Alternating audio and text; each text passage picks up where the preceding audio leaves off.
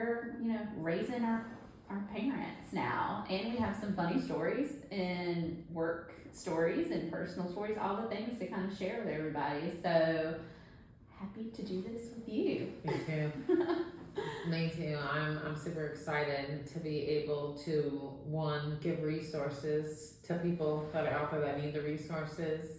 And I think when you're in this moment, like, it comes at you quick and you don't even realize it until one day you're like, oh, Yep. it's switched up. Like, Yep.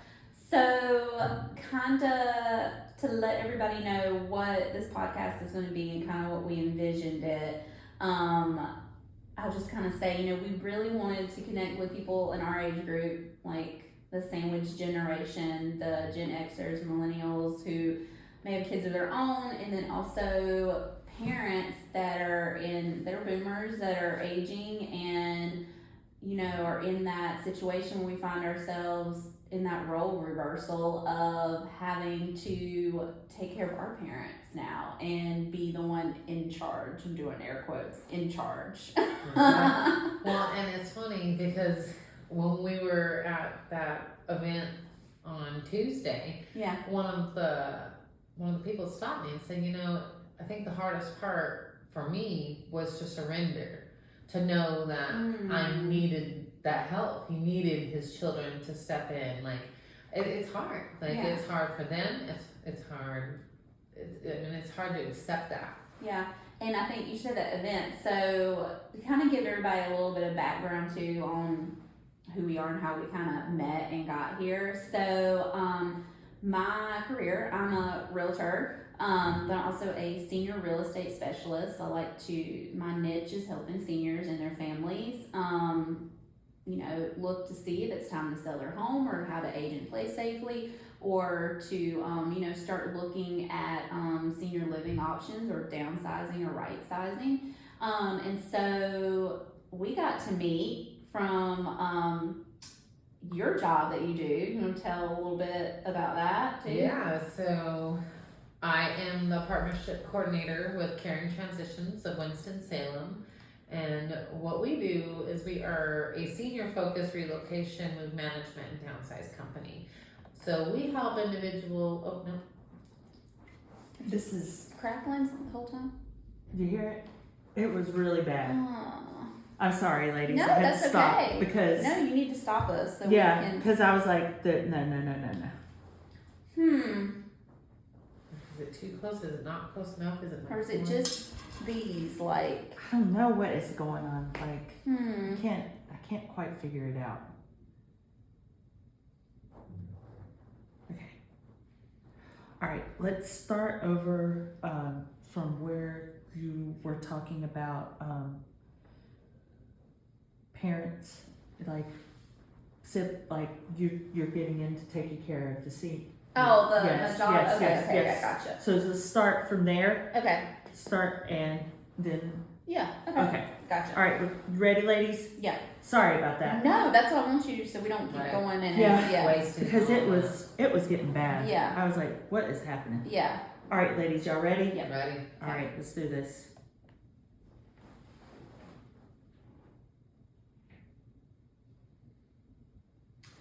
So, kind of how this came about, I'll give a little bit of our background to people who are listening. So, me and Jennifer met doing some great networking. I'm in real estate and a realtor with Greta Front Associates at Keller Williams here in Winston-Salem. I'm a senior real estate specialist, so help anybody buy or sell, but I really like to concentrate on seniors and helping them figure out if they need to downsize, right size, age in place, and then help them with their finding resources to handle all that.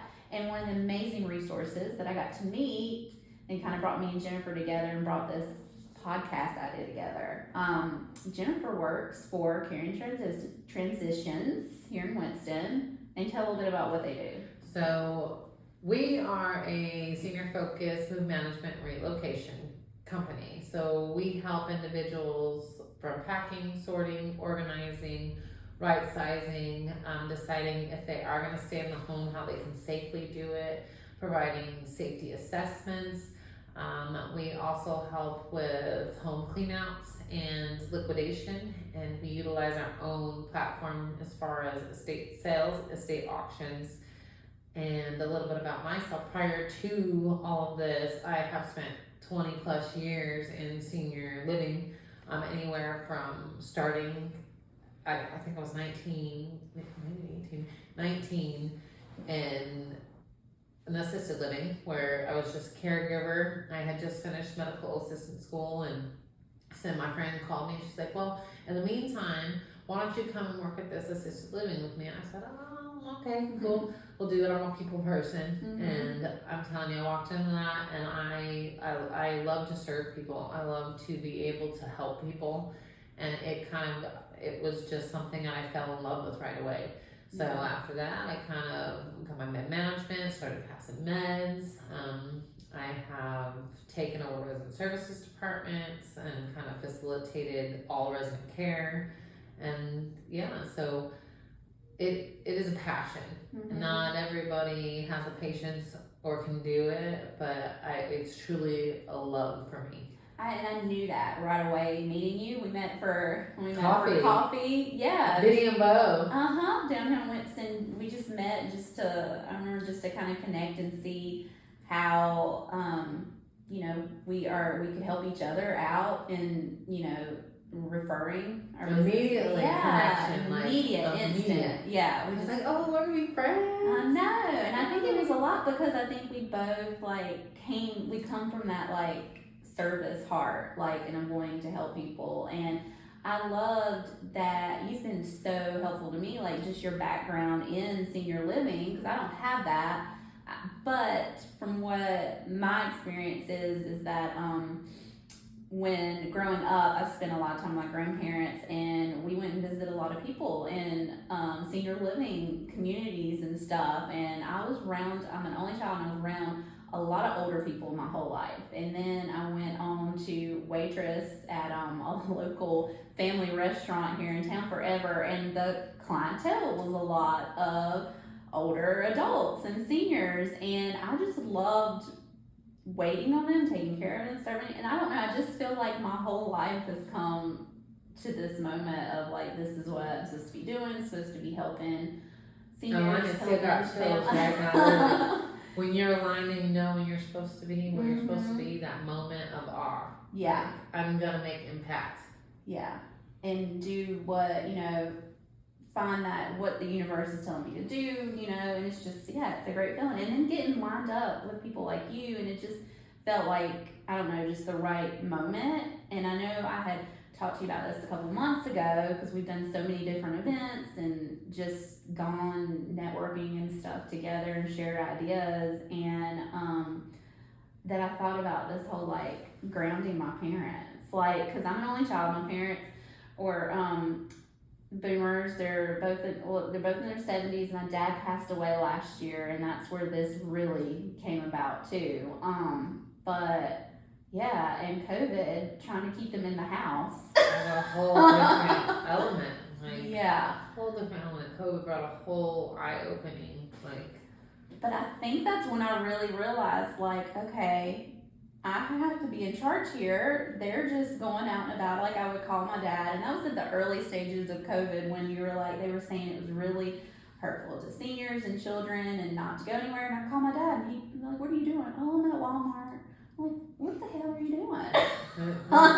Go home. Yeah, I need to ground y'all. I need to take your keys away and lock y'all in the house. So that kind of idea is kind of where it came from. And then just my experiences with both of them, and then after my dad passing last year, and my experiences with my mom, it just and anybody that knows my mom knows that she is the one in charge driving the train and everything. So she is pretty hilarious. I'll say she's a character. Yeah, I very much appreciate seeing her.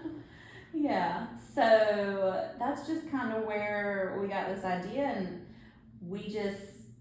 this is our introduction to let y'all know what to kind of expect. And we have some really great people lined up to sit down and talk with, and topics to talk about, and hope to bring some of our personal experiences to it, and provide. The biggest thing we want to do is to let other people know that are our age in the same situation and trying to figure out and navigate like this crazy part of life where now you're having to step in and start asking your parents questions that might be personal and financial and all the things that you wouldn't expect. Like, you don't think about these things until they're happening. Yeah. So I think to openly talk about it, like to be helpful along that journey, like to where people don't have to have certain fears or like, I mean, just the whole piece, like putting everything together. Yeah, like we really want to be able to, and then to feature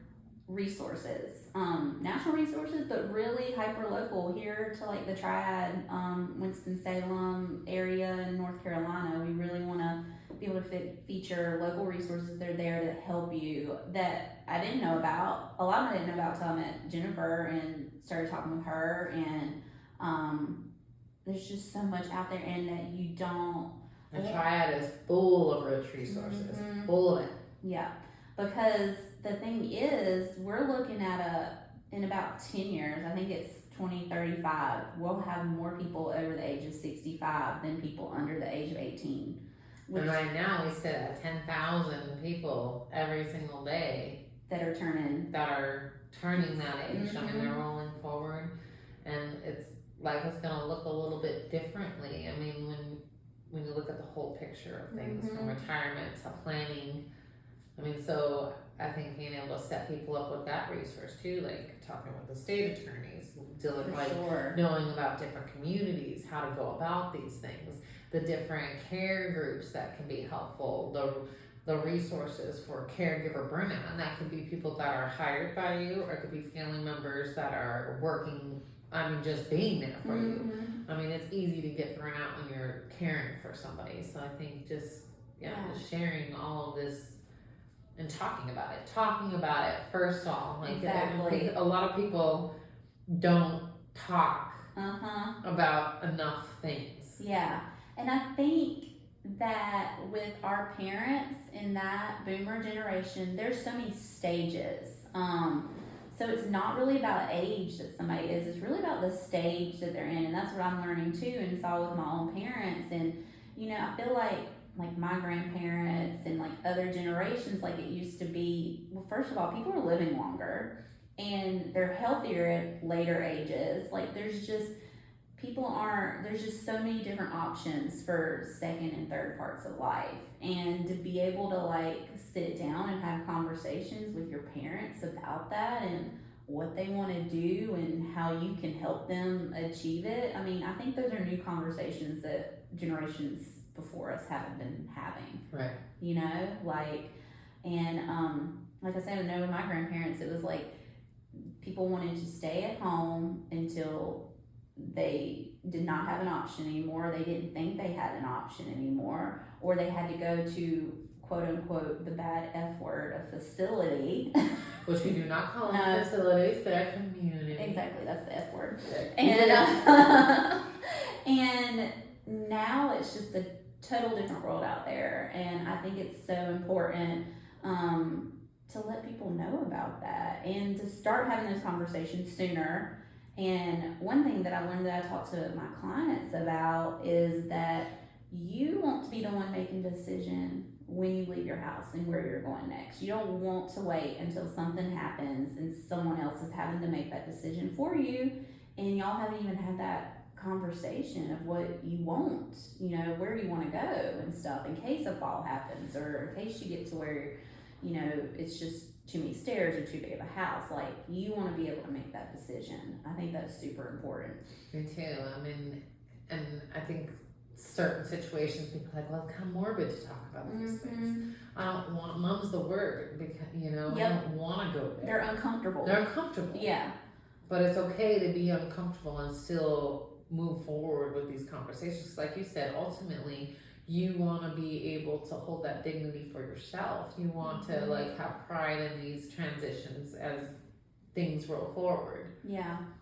And I think being millennials in the age we are, and having to take on that role and maybe be the ones to bring up the conversations, but that's why I want people to know, like, you're not alone. Like, I really hadn't had any other friends have to experience that. My parents had me later in life, so they were a little bit older.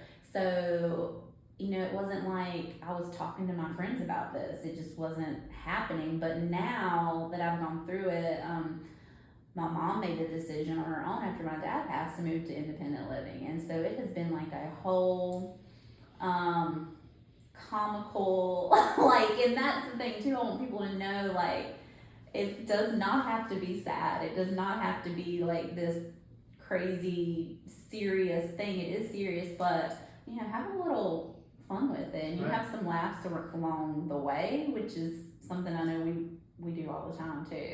That's important. Yeah. I mean, I was watching somebody play croquet and shuffleboard at one of the places I was visiting, and to see people still living, I think that's the point. Sorry, I think that is the point of all of this, is just to keep living, and what that looks like, and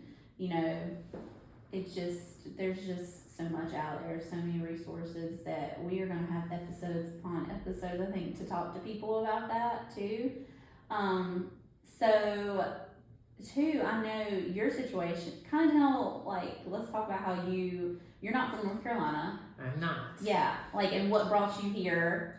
We're gonna have to I know there I'm originally Rocky Mountain Mama. I'm from Colorado. I have been in North Carolina since 2021, and really what brought me here was my mother-in-law.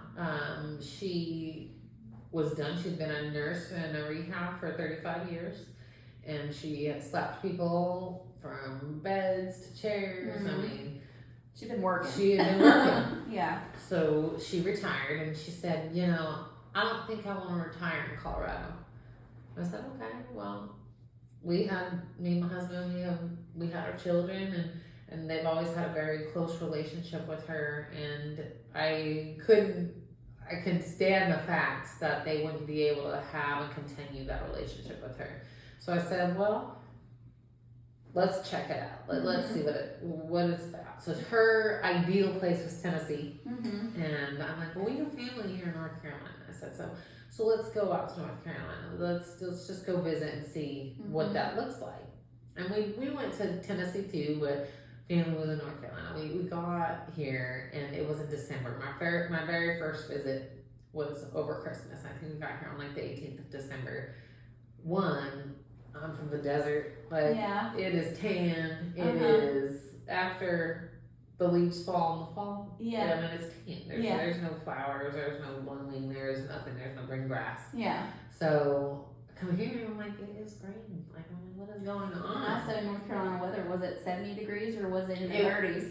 True that. We actually had really decent weather the first couple of days. And then I think on Christmas, maybe it was Christmas Eve, it was pouring buckets. And I had never seen rain in December like that. Wow, really? No, it snows. I miss the snow though. I really do miss the snow. Pack a snowball now, whatever pretty. You throw it up, somebody breaks the old off, and it's fun. Here, you pack a snowball, somebody's getting hurt. It's like ice. Yeah. So it was different, but just the green, and it might have been hollies in the tree, I don't know, but there was color. And I'm like, oh, I kind of really like this. Yeah. And then we started going to the countryside, and just seeing the community and the difference and the close niche of it all. And I'm like, I love it. Yeah. I could live here. I want my kids to be in a small town feel. I fell in love with it. So we started moving the process forward, and decided that this is where we're going to go. And, got together with my mother, and I said, is this what you think that you want to do? Yeah. Why don't we come here? She said, well, that is close enough to Tennessee to where I can still see my friends, because she had some really good friends in Tennessee. Yeah. I'm like, okay. Cool. So we started creating a plan, and that divine intervention, that moment where you're like, I don't really know what I'm doing. Yeah. But something's telling me to do it. We're just gonna trust it. Right. I'm gonna start packing my stuff. I'm gonna start preparing my children for this move. That in a car is 25 hours roughly. Wow. And the first trip, I'm like, we're stopping for gas. Yeah. We're not getting out. We're not staying in the hotel. We are getting there.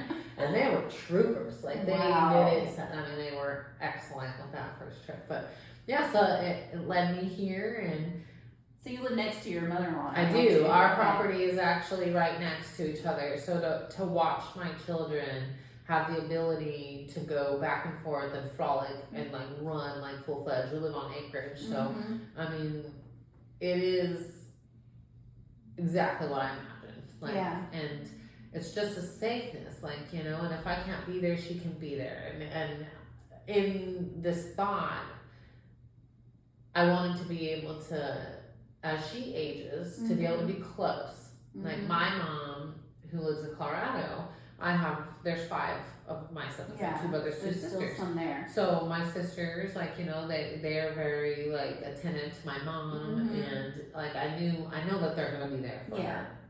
But with my mother-in-law, her name's Shirley, by the way, it wasn't like that. So I was like, well, I feel like we're gonna have a responsibility, like, as she ages, to be there for her. And, you know, I try as much as I can, like, to be there and, like, take her, like, to do the things that she needs to do. And luckily, after we moved here, she actually, like, it was like a light switch. Like, her physical well-being got better, her sciatica got better. Awesome. She's able to get up and do more things, which is really good for me, because in the meantime, like, you know, I have 6 kids. So we forgot to mention your hella kids. Right. 15, 11, 9, 7, and twins that are 5. Yeah. So right now in my life, like, I'm still able to, that is my primary focus, and I help her in between. But there's going to be a time that, I mean, even like my sons, like, they're taking out her trash, like, they're getting older, so they're gonna be mowing the lawn, they're gonna be weed whacking, like, it's a full-on family force. We want to be able to be helpful to each other. And she's helping me, like, with the kids when I need her. Like, you know, I'm like, hey, I'm not home. Can the kids come over? So they'll go over there. But I know that there's going to be a time where, like, I'm going to have to help her. Like, you know, there may be a time where she doesn't want to drive anymore. Or there may be a time that she's not going to be able to go to the grocery store. And to be close, to know that I am really feet away, like, and I can be there. I can help her age in place. Like, it's very important to me to be able to be that person for her. Yeah.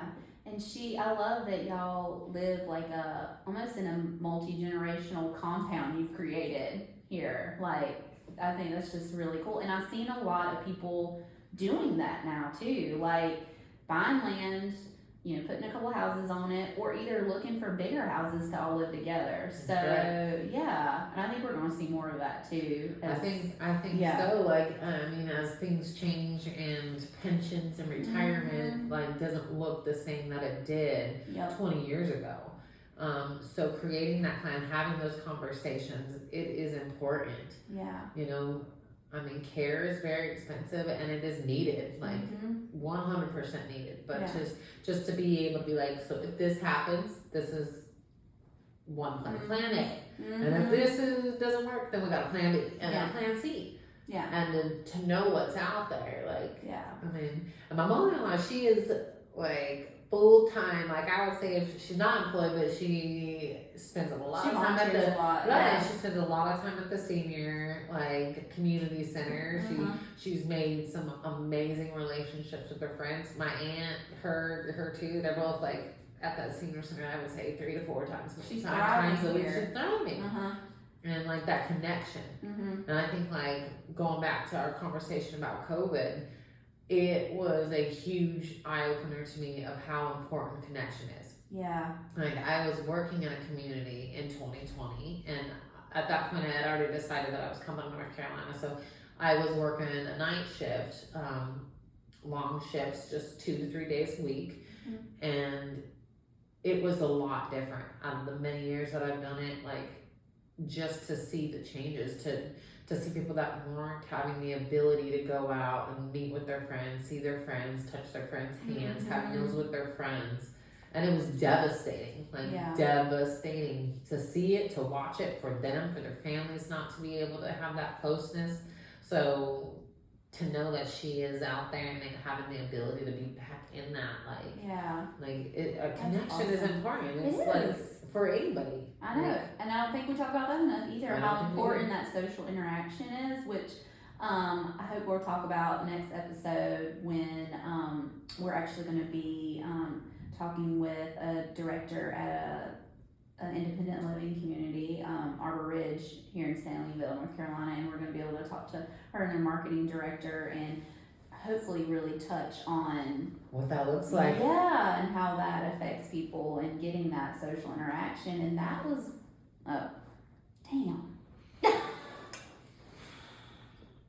I don't know what's going on. I am so sorry. It's not your I fault. paused No. it. I paused recording. No, that's okay. Does it keep just going in and out? It was doing so good, and I was like, oh my gosh, yes, we got a really great Yeah. episode. And then all of a sudden, there it goes. Is it going in? I'm just going to unplug these mics and plug them Yeah. back Okay. IT 101. Unplug it, plug it back. That's right. in. Okay? And if that doesn't work, hit it. Yes. Just kidding. Yeah. All right, ladies, let's try this again. Okay. All right, that stopped it. All right, there you go. Uh-oh. Do you need me to just I know you want me to hold you and rock you like a I baby? know, it's so sensitive. Okay. All right. Do you know where we were? I think you were talking about, Like the independence and stuff? yes. Okay. So you just want to pick Yeah. up right there? Yeah, you can do that. All right. I'm just going to do the countdown. Okay. All right. I go a little slower for you. So yeah, that independence and that social connection, I think, so important. Like we were saying, you don't talk about that as much, and I think so. My parents were together for over 40 years. They lived in their house for over 40 years as my childhood home, and my dad passed, and then he passed in last August, and then came the first of the year. My mom, who I never thought would want to go live in a community or anything like that, I just thought she wanted to stay at home forever, came to me and was like, I think I want to go look at some places. I want to be around people. And I was like, just floored. Like, so I did not and still do not have all the resources and experience and things in that transition and the senior living like you had. So I'm just still trying to figure it out. And so that's what I want to help too, is to bring all things that I've kind of learned the hard way and how we figured it out by just learning as we go. Like when she came and told me that, and I mean, it was just a shock, but it has been the best thing for her. Like, I mean, super, like, back to doing things, activities, going out and about, meeting friends. I mean, she needed that social interaction. She just did not want to be at home by herself. I mean, and the physical part of taking care of her home too at her age. But just the biggest thing has been the social interaction. I'm telling you, it's like been just such a life changer. I mean, like able to be like, hey, this is what I want. Mhm. Like setting herself up, like knowing that that's what she wants. Because Yeah. there are some people, like I said, that don't want to do that. They probably should have went to independent living many years, and then they skipped that.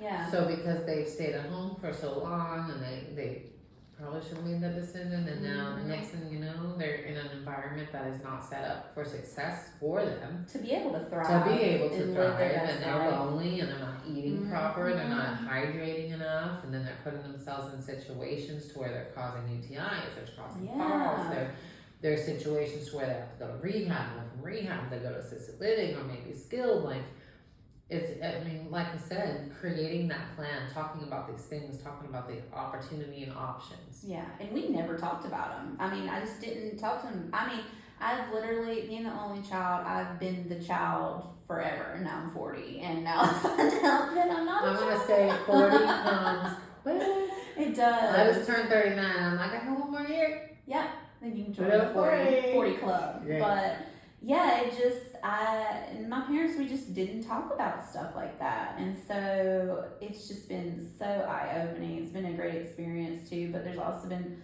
like shopping for her new apartment was kind of like her taking me dorm room shopping, going to pick out new bedding and sheets and towels and all the fun things that we did for like my dorm room years ago. And I'm thinking, God, this is like the same. It really is role reversal, and now I'm the one taking her to do that and saying, are you gonna have room for that? You're not gonna have room for that. Like, do you have this? Do you have that? Do you have your bag? Yeah. Are you okay? You're not taking that. What No. are you eating? Are you eating healthy? Yeah. Like, I mean, And then the day I closed the door when I dropped her off for her first night at her dorm, I mean, that's kind of what it felt like. I mean, it was more emotional. I was planning on it. Like, I closed the door and cried because I was like, oh my God, I'm like, my mom does not live in our house when she's living here. Like, is she gonna make friends? Is she gonna be okay? Is she gonna like it? And I'm like, this has to be how she felt when she dropped me off at college too. Like, it's just that it's full circle. And like, I've heard other people talk about it, but I guess till it happens to you, you don't really like think it's true. But it's been super full circle to the fact that my husband told me one day that he said, oh, by the way, I had the sex talk with your mom. And I said, it's me. I said, excuse me? And he said, yeah, I told her about how STDs are running rampant in those places. And I was like, I cannot believe this is happening right now. But I mean, so it is like, this is my life right now. So yeah, apparently that's a big thing. Did not know about that. Right, I mean, Another we're uncomfortable still right. conversation. Another uncomfortable, but we are human. They are human. Yeah. Touch feels Yes. good. Like, you got it. Again, nothing I ever thought I'd have to hear. That is the mom's word. Yep. No, Yep. but we're gonna talk about it. Yeah. So that's the kind of things that we hope to bring to the show. That embarrassed me. I mean, you turned a little red there. Yeah, very uncomfortable. Yeah. Very things I did not want to discuss about Janet or think about. So talk about your dad a little bit. Yeah. Like, what kind of relationship did you have with him? So, my dad, I'm an only child, and I was very much a daddy's girl. We had a very close relationship. Like, he was my best friend. And my dad, anybody that knows him knows that he was just like a man, pure service, most selfless person ever knew, and put up with my mom and my shenanigans for a very long time. And so losing him was very unexpected. He he had a aortic aneurysm. It was about 12 years ago, and he almost died then. He's been living like on borrowed time since then, and they just believe it. The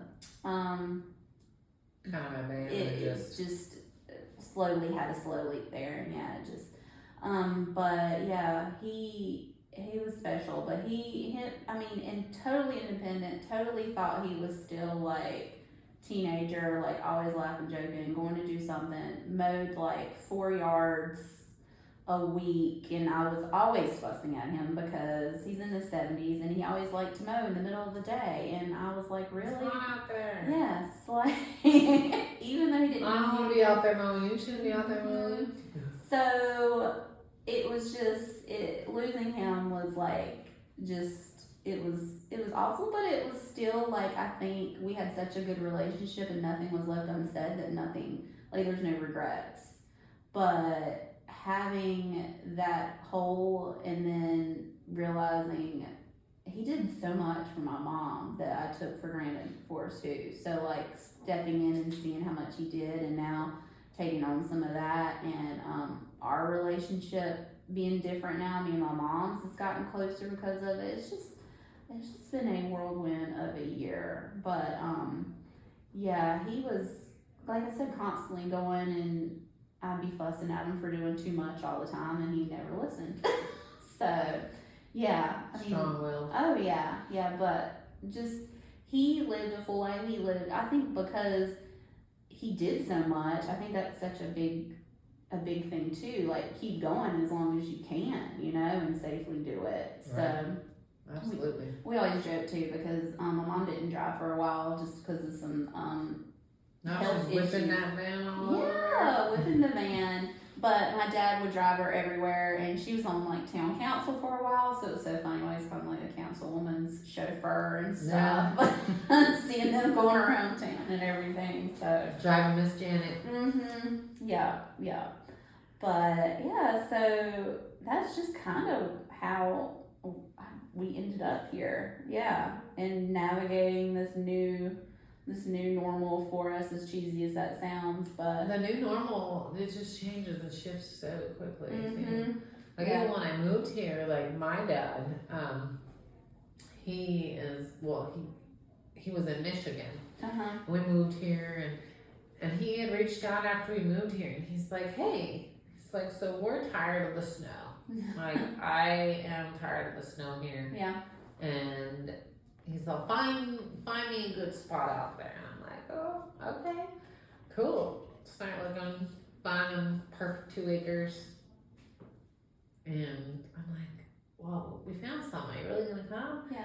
Yeah, so he relocated from Michigan, Uh-huh. and him and my stepmom, they live in Caswell County, Nice. so they're close too. So yeah. so I would say maybe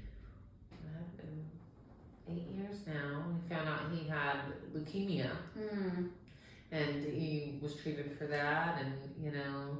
He was in the military, so he traveled a lot Yeah. in his time, and him and his wife, they had a camper, and that's how they spent their time in Michigan, was camping. Like, Yeah. and he moves here, and they go back to Michigan a couple months after they had been here, and their intention was to go back to get their fifth wheel. Okay.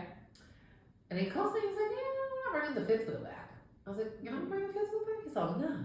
He's like, well, I need to do that. He's like, I live in the woods. I live on Aww. 2 acres. He's like, so that chapter of his life changed. And, Yeah. and I'm talking to him a couple months ago. My nephew had graduated, and we're talking about traveling and like going to see him graduate. And at that point, he told me, he's like, I don't need that action anymore. Like, I really just don't really want to travel. Like, I've seen all over. He's like, it's my time to just kind of rest, recoup, like, I mean, so that change, that surrender to know, like, this is just not part of my life anymore. Yeah, right? it's another And I have the comfort to be okay with it. Yeah. Like, again, I making love the that. decision to make the decision before. I love that. Yeah, and then he's like, okay, no, this is the new life. This is the new adventure. I'm here. And I love the fact that North Carolina won everybody over in your family. Right. Well, and they had came down here, so, you know, fun place, they had put it under contract without even seeing it. Like, they're just like, yeah, cool, trust. Like, you know, I'm like, well, come down here. Yeah. For due diligence is all over, make sure that you even like it, you know? Yeah.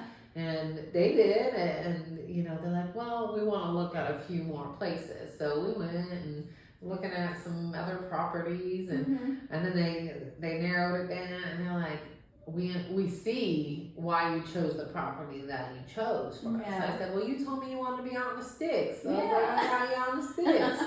And he just loves it. So again, another opportunity to be close, because we hadn't been close like that. We didn't have the opportunity to have Thanksgivings together and Christmases together and all of this time, and the relationships that kids are able to have. So you're getting to like have a whole new relationship and learn your dad like over again. Right. For some, yeah. Right. While so he's in this new place in his life too. Yeah. And just so close, like, I mean, it's just been great. Yeah.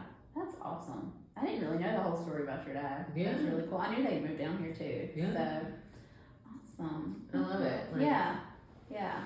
Well, I am so excited to be doing this with you. And shout out to Tanya over here, who is our magic hands. Yes.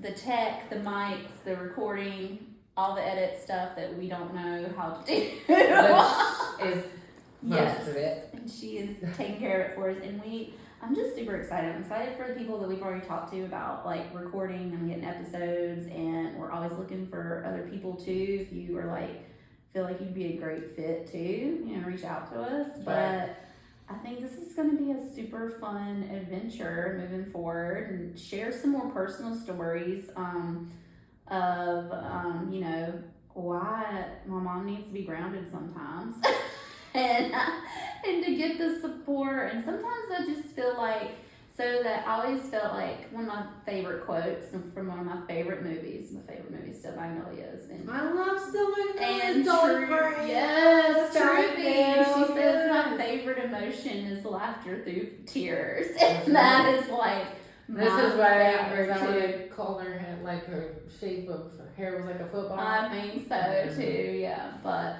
that is my favorite emotion is laughter through tears. Like, we might have to go through hard things and have hard conversations and, do uncomfortable things and do things that we don't want to have to do. But, we can laugh about it on the way, like through it. And we can laugh through the tears and have some fun. And yeah, so I have plenty of personal stories that we can share along the way too. Oh, me too. So You could write a book. I know, maybe that'll come one day. But super excited to do this, and I can't wait for our next episode. We're going to be at Arbor Ridge in Stanleyville, which is right outside of Winston-Salem. It's a completely independent community. We're going to talk with the director Beautiful there. campus. The director there, the marketing director, and talk about the move, the new dorm, and talk about having that talk with your parents, and some tips and tricks, things that they're gonna hopefully talk about to lessen the stress about that, lessen the fear, take some of the fear out of it, and just give a great, some great resources to have too. So Well, I'm looking forward to it all. me too. Awesome. Well, we will Next see time. you next time. Yep. Thanks. On and off.